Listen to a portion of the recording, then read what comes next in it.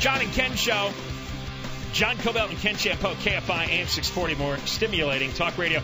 We have nothing but buffoons and criminals running the state. And the chief buffoon, bald-headed Jerry Brown, made a ridiculous claim this week about the fires we had last week. This dope said our climate is changing. The weather is becoming more intense. It's going to cost a lot of money and a lot of lives. The big issue is how do we adapt, because it doesn't look like the people who are in charge are going to do what it takes to slow down this climate change. So you're going to have to adapt. Adapting is going to be very, very expensive. And the state natural resources secretary, John Laird, said he was preparing for a deadly year because the snowpack in the Sierra Mountains were just is at 17% of normal. We're just having a normal fluctuation, a normal dry period, which this land has probably had for hundreds of millions or billions of years. But, of course, we're having a drought period that's happening in our lifetime, so it's much more significant than a billion other droughts that we've probably had in the past. So Brown goes around banging the stupid global warming drum. Well, here's a story from Forbes. Yeah, it's a great story, and Forbes came out on April 30th. Global warming alarm. Continued cooling may jeopardize climate science and green energy funding by Larry Bell. The past 17 years of flat global temperatures. Let's stop right there. Any of you global warming freaks on the west side, you Santa Monica wieners? 17 years, there's been no increase in global temperatures. 1997. You got that? There's your science for you. The scientists said, now how many quadrillion, quintillion, billion tons of carbon dioxide do you think we pumped out of our society in the last 17 years? And the temperature hasn't gone up 1/100th of a degree. What do you say about that? And he says those experiencing cold sweats must include certainly legions of climate scientists who have come to depend upon the many tens of billions of taxpayer bucks for studies that would have little demand without a big crisis for the public to worry about. But here he writes down some quotes here. And these are really interesting quotes. So you Santa Monica wieners, listen up, okay? Are you all driving your electric cars today and your hybrids? All right, so you don't have any engine noise drowning out the radio?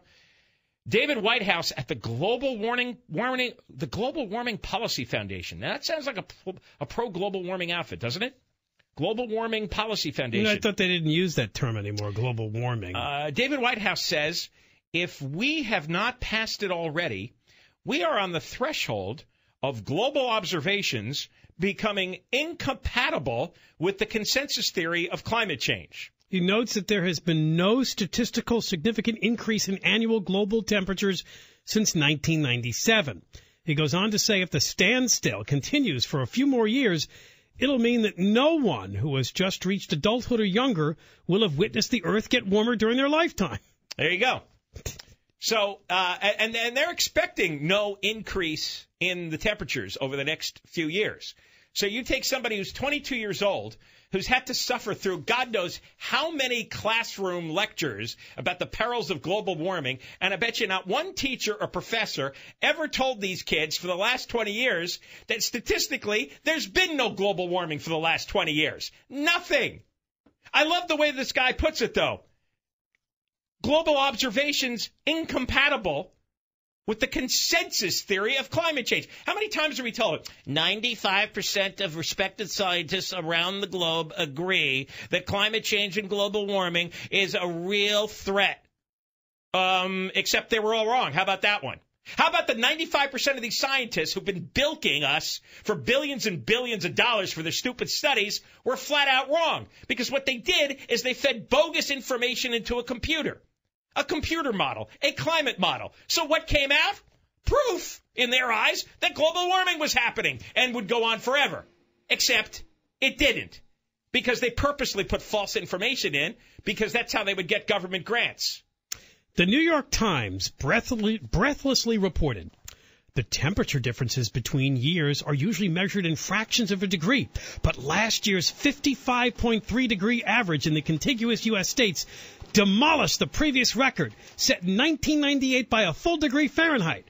All right, now the explanation. Somehow they didn't see fit to mention that 2008 was 2 degrees cooler than 2006, or that 2002, 2003, 2004, 2008, 2009, 2010, and 2011 were all cooler than 1998 by a larger margin than 2012 was hotter than 1998. You see how they do that? Yeah. Plus, they just mentioned the contiguous United States, omitting Alaska and Hawaii.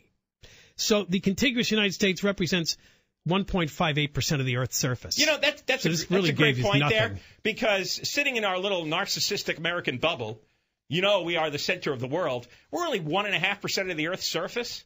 So minute fluctuations in temperature on 1.5% of the Earth's surface is a cause to frighten everybody into giving up modern life?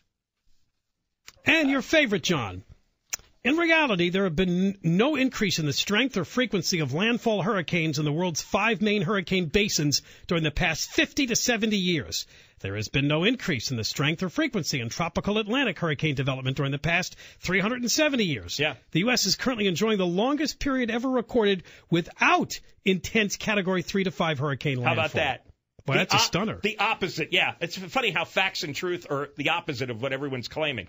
One researcher said this: what if climate change appears to be just a natural fluctuation?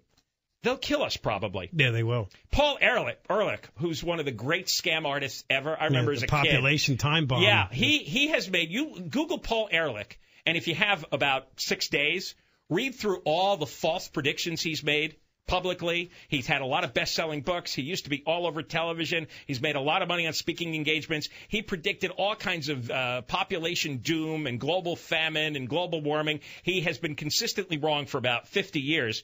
He wrote in 2010 that everyone is scared bleepless, but they don't know what to do because the temperatures are not increasing. They were all wrong.